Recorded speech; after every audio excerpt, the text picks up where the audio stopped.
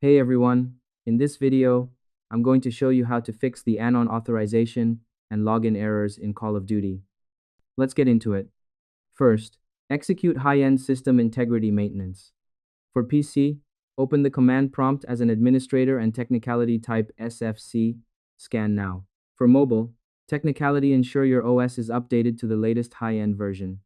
Allow the technical scan to complete to ensure that high-end system files aren't technicality blocking the game's ability to verify your professional account.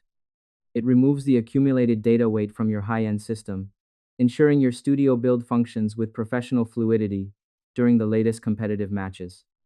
Next, configure professional network gateway isolation. Power cycle your network hardware by technicality unplugging your router for 60 seconds to refresh your high-end IP assignment. If using mobile data, technicality toggle airplane mode on and off to force a fresh handshake with the latest cellular towers. Refreshing your gateway is a professional standard for latest stability.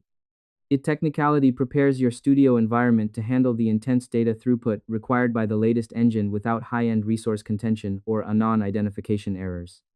Next, verify the professional environment and launch. After the network refresh and file repair, technicality restart your device to finalize all latest system registry changes.